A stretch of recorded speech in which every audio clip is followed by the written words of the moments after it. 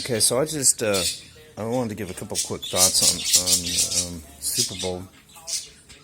I watched the highlights. I didn't watch the game live. Like I said, I held true to the end. But I just want to kind of give you some good things I've seen and some kind of bad things I've seen. And I just want to actually start off by saying congratulations to the Eagles. That was pretty awesome, what I seen. Big thrill. Good friend of mine whose hometown is in Philadelphia. He was my boss too. He moved back to Philadelphia about 7, 8 years ago, and I keep in touch with him, through Facebook and stuff like that. But yeah, he showed me some pictures. He was posting some pictures, so that's really cool. He's excited. They're all excited in Philly. Congratulations, Philadelphia did to the New England Patriots. It's pretty damn funny. Seeing him strip that ball from Brady, and Brady fell down on his ass, looking up, sitting on his ass. That's pretty good. That's good stuff. That's why I missed the Super Bowl. First time ever. But I don't want to get into the details of the game because, most of you probably watched it. I don't know. But I wanted to. Now, if you hear the birds, I'm sorry. Shut up. Gee whiz. Time out. It's morning. They get wild. The good and the bad. I guess I'm going to go with the bad, the commercials.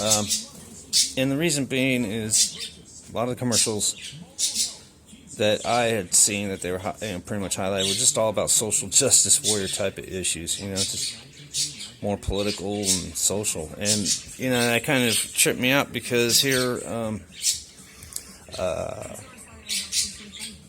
those vets that wanted to do the please stand, hashtag please stand. I talked about that.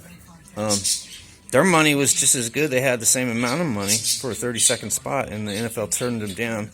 And they say it's because of its political message. But the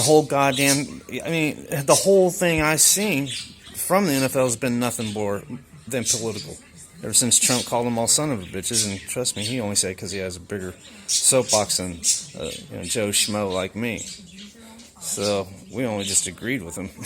He was only saying what we already knew. So they shot that first. They went off on politicizing the NFL long before us the fans did. But they allowed it to happen with their commercials in the Super Bowl, and the vets didn't get to put out their 30-second thing for Please Stand. I did see highlights of Justin Timberlake, and like I said before, Justin Timberlake, he's a talented guy, and they really didn't go too overboard with the halftime. I was kind of shocked at that. I happened to watch about maybe 5 minutes of it when I was walking down the main street right here, and there's a bar with the TVs in it, so I poked in there. I'm not going to turn my whole back to the whole thing. I was curious, you got to say something about it. And it was pretty cool. I think there was a couple of things little underlying messages they were putting out there, but it wasn't all political. It wasn't all flashy. It wasn't all what I thought it would be. I thought it'd been like all Disney on parade type of, over the top type of showboating. But it seemed fairly, pretty good. So good for Justin. I'm not a big fan of his music, but he is a talent. So, I do give him props on that. So that's good about that. And there was also one more thing that I really kind of found interesting. The highlight, they were showing the national anthem, and I don't know if it's just camera angles or what the deal was, but they, from my perspective, from what I've seen, they were all standing, and that's a good thing. I'm glad that they did that. I don't know if any had knelt. I haven't heard nothing about that, and I didn't see it from when I was watching the highlights, so that's a good thing. And then hopefully that will bleed over into the next season because I can't go another season without football. I have to admit, it was rough, and I'm actually kind of proud of myself for just not even taking part of the Super Bowl. I was kind of amazed at how many people I've seen just not even giving a damn. There's an old lady that was in front of me at a convenience store, and the guy had the TV on in the convenience store, and she did not want to hear the score. And I said, man, why don't you want to hear the score? I think that was when it was like 9-3 or 19-13. I forgot what it was. Early in the game.